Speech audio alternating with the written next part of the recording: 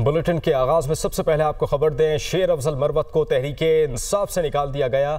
शेर अफजल मरवत को party discipline की खिलाफ वर्जी पर निकाला गया।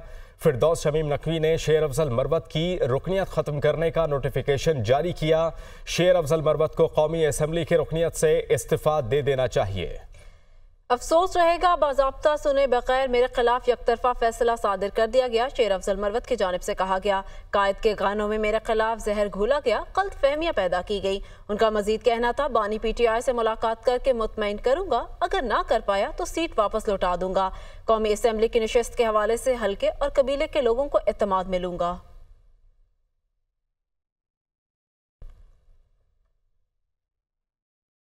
शेर अफजल मरवत को पार्टी से किसने निकाला? चेयरमैन PTI बैरिस्टर गोहर लाइल्म निकले।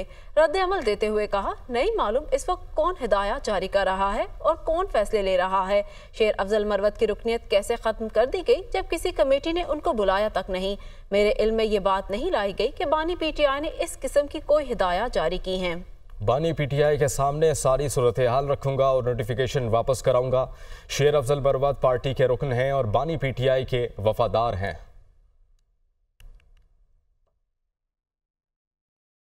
बानी PTI और बुशरा बीबी के खिलाफ 190 मिलियन पाउंड रेफरेंस की समाअत करने वाला जज तब्दील। डिस्ट्रिक्ट एंड सेशन जज नासिर जावेद राना को एहतसाब अदालत नंबर 1 का जज तैनात कर दिया गया।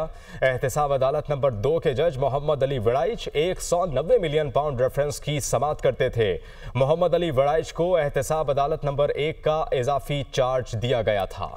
ग्रेड 20 की जज आबिदा सज्जाद को एहतसाब अदालत नंबर 3 का जज तैनात कर दिया गया। रावलपिंडी अडियाला जेल में 190 मिलियन पाउंड रेफरेंस की समाअत आज होगी। Chief justice Islamabad high court ने जजेस की तैनातियों की नामजदगी की सिफारिश की थी। हुकूमत का अवाम को बिजली के बिलों और तनख्वाहदार तबके को रिलीफ देने का प्लान। वजीर आजम शहबाज शरीफ ने मुआशी टीम को टास्क सौंप दिया। तनख्वाहदार तबके के लिए 50,000 से ज्यादा आमदन पर टैक्स स्लैब पर नजरसानी की तजवीज़। कम तनख्वाहदार तबके को 30 से 40 अरब का रिलीफ दिए जाने की तैयारियां। तनख्वाहदार तबके के इनकम टैक्स रिलीफ पर IMF को एतमाद में लिया जाएगा। माहाना 1 लाख तक तनख्वाहदार तबके को दिए जाने वाले रिलीफ के लिए IMF से बातचीत होगी। IMF ना माना तो 50,000 तक आमदन वालों को ही रिलीफ मिल सकेगा। 300 से 400 यूनिट वाले सार्फिन को रिलीफ देने के लिए भी तजवीज़ ज़ेरे गौर। जमात इस्लामी का महंगाई और भारी बिजली बिलों के खिलाफ एहतजाजी धरने का नवा रोज़ है और रावलपिंडी में लियाकत बाग के सामने मरी रोड जमात इस्लामी के कारकुन मौजूद हैं। शुरका मुतालबात की मंजूरी के लिए पुराज़म हैं। आज शाम लियाकत बाग से कमेटी चौक तक गजा रैली निकाली जाएगी। मज़ीद तफसीलात बताने के लिए वहाँ मौजूद हैं आदिल तनोली। जी आदिल, बताइएगा।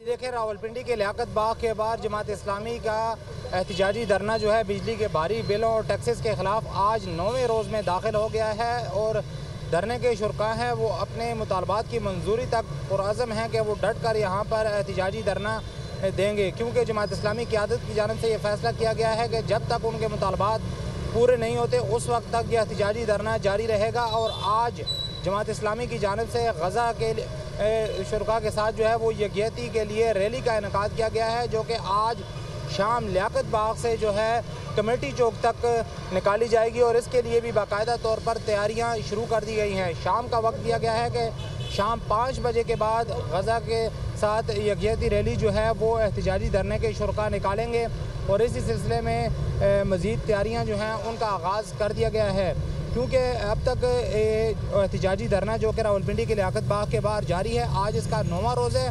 हुकूमत के साथ 2 मुज़ाकरात के दौर भी हुए हैं, लेकिन अभी तक कोई भी मुस्बत नतीजा सामने नहीं आ सका, जिसकी वजह से धरने के शुरका अपने इसी मकाम के ऊपर मौजूद हैं और आला क़यादत का भी ये फैसला हुआ है कि जब तक उनके मुतालबात पूरे नहीं होते उस वक्त तक ये एहतजाजी धरना रावलपिंडी के लियाकत बाग के बाहर मौजूद रहेगा और मुल्क के दीगर बड़े शहरों तक, सूबाई दारुल हुकूमतों तक इस धरने को बढ़ाने के लिए भी बातचीत हुई है। 2 रोज़ कबल जो है वो इजलास हुआ है और इजलास में ये फैसला किया गया है कि मुतालबात की मंजूरी न होने पर यह एहतजाज जो है मुल्क गिर किया जाएगा सूबाई दारुल हुकूमतों और इसके अलावा डिवीजनल सतह पर भी एहतजाज। आज शाम गजा रैली भी निकाली जाएगी। आदिल तनोली हमें अपडेट कर रहे थे, बहुत शुक्रिया।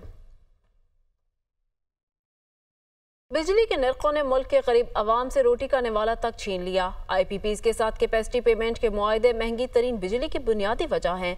इन मुआहदों पर नजरसानी के हवाले से अरकान पार्लियामेंट की क्या राय है, देखते हैं फौजिया अली की ये रिपोर्ट। महंगाई की सताई अवाम महंगी बिजली खरीदने पर मजबूर। क्या IPPs मुआहदों पर नज़रसानी होनी चाहिए? इस बहरान से निकलने के लिए अरकान पार्लियामेंट क्या कहते हैं, आइए उन्हीं से जानते हैं।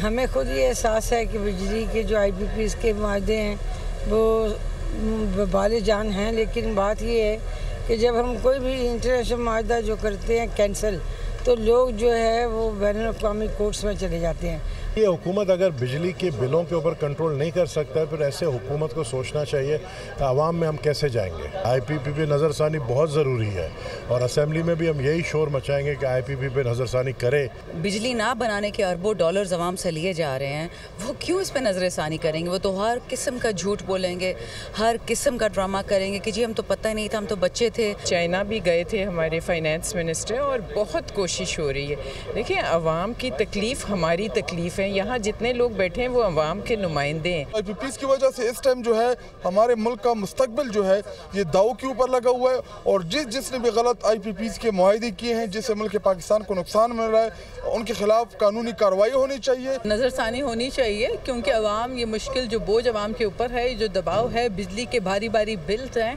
ये अवाम दे नहीं पा रही। बंद जो है कंपनीज को अवाम की जेबों से अरबों रुपए जब जाता है तो तकलीफ भी होती है।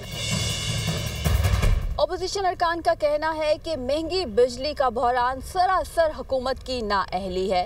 तहम हुकूमती अरकान कहते हैं कि अवाम को रिलीफ फराहम करने के लिए मुतबादिल ज़राए फराहम किए जा रहे हैं। कैमरामैन खालिद भट्ट के साथ फौजिया अली, दुनिया न्यूज़, इस्लामाबाद।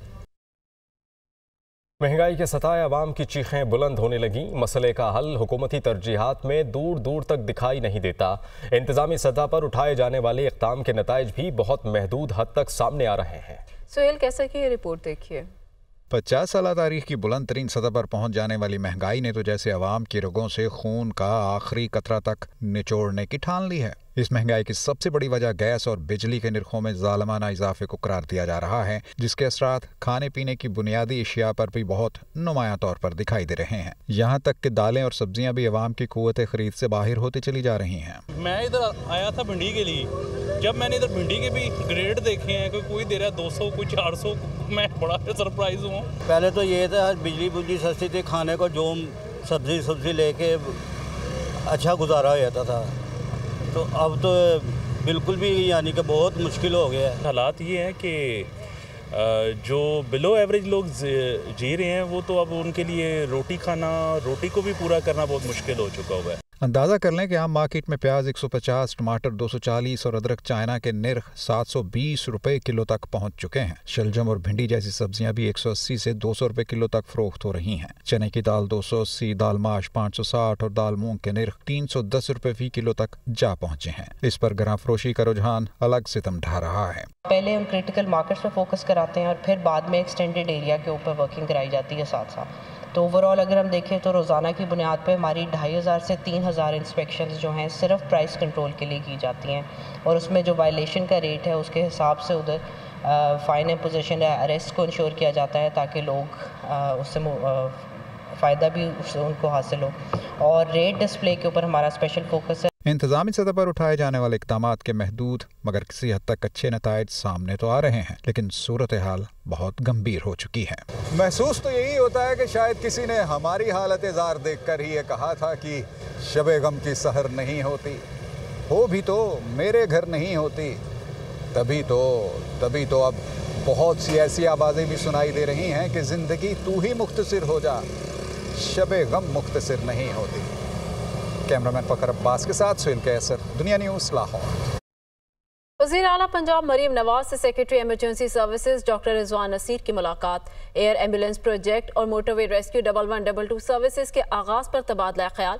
सेंट्रल पंजाब में हंगामी हालत की सूरत में मरीज की फौरी मुंतकली के लिए वज़ीर आला पंजाब का हेलीकॉप्टर इस्तेमाल करने पर इत्तफाक। सेक्रेटरी इमरजेंसी सर्विसेज ने हेलीकॉप्टर इस्तेमाल करने की इजाज़त पर वज़ीर आला का शुक्रिया अदा किया। वज़ीर आला मरीम नवाज का एयर एम्बुलेंस प्रोजेक्ट पर इज़हार इत्मीनान। हसन रजा हमें ज्वाइन करेंगे ब्यूरो चीफ लाहौर। हसन, क्या अपडेट्स हैं आपके पास मुतालिक? देखिए, वज़ीर आला पंजाब मरीम नवाज शरीफ की एयर एम्बुलेंस प्रोजेक्ट और मोटरवे रेस्क्यू 1122 सर्विस बारे तफसीली ब्रीफिंग हुई, जिस मौके पर चीफ सेक्रेटरी पंजाब जाहिद अख्तर ज़मान भी मौजूद थे। तो उसमें यह फैसला किया गया है कि सेंट्रल पंजाब में हंगामी हालात की सूरत में मरीज की फौरी मुंतकली के लिए वज़ीर आला पंजाब का हेलीकॉप्टर इस्तेमाल किया जाएगा। और वज़ीर आला पंजाब मरीम नवाज शरीफ को यह भी ब्रीफिंग में बताया गया कि भावलनगर और मियांवाली से एयर एम्बुलेंस के जरिए दूर दराज इलाकों में मरीजों की मुंतकली जो है वो शुरू की जा रही है। इसी तरह वज़ीर आला पंजाब मरीम नवाज शरीफ का एयर एम्बुलेंस प्रोजेक्ट पर इज़हार इत्मीनान किया। मरीम नवाज शरीफ की मोटरवेज पर रेस्क्यू सर्विस की जल्द आगाज के लिए इक़दाम की हिदायत की और मरीम नवाज शरीफ ने कहा कि पंजाब को एयर एम्बुलेंस सर्विस का आगाज करने वाला पहला सूबा होने का एजाज हासिल हो चुका है। हार्ट अटैक, हेड इंजरी और स्पाइनल इंजरी की सूरत में मरीज का गोल्डन आवर में अस्पताल पहुंचना जरूरी है। गोल्डन आवर में मरीजों की बड़े अस्पताल मुंतकली बहुत बड़ा टास्क होता है, जिसको हमने फौरी अचीव करना है। उन्होंने कहा कि हर फर्द की जान कीमती है। एयर एम्बुलेंस से दूर दराज के मरीजों को इलाज के लिए बड़े हॉस्पिटल पहुंचाया जा सकेगा। और मरीम नवाज शरीफ ने यह भी वाज़ेह किया कि एयर एम्बुलेंस प्रोजेक्ट आवाम के लिए है, ये आवाम के लिए काफी सूदमंद साबित होगा ये फैसला। हसन, आप हमें अपडेट कर रहे थे, आपका बहुत शुक्रिया। आगे बढ़ेंगे। इंसदाद दहशतगर्दी अदालत लाहौर खलीलुर रहमान कमर को हनी ट्रैप करने और तावान मांगने का मुकदमा। मुलज़मा आमना उरूज की दरखास्त ज़मानत बाद अज़ गिरफ्तारी पर समाअत 6 अगस्त तक मुलतवी। मुद्दई मुकदमा खलीलुर रहमान कमर इंसदाद दहशतगर्दी कोर्ट पेश हुए। इंसदाद दहशतगर्दी अदालत ने जज अरशद जावेद ने जमानत पर समाअत की। मुझे कल ही पता चला कि मुलज़िमा ने जमानत दायर की है। खलीलुर रहमान कमर, अदालत मुझे वकील मुकर्रर करने की मोहलत दे। इस्तदा। अदालत ने मुद्दई की इस्तदा मंजूर करते हुए समाअत 6 अगस्त तक मुलतवी कर दी।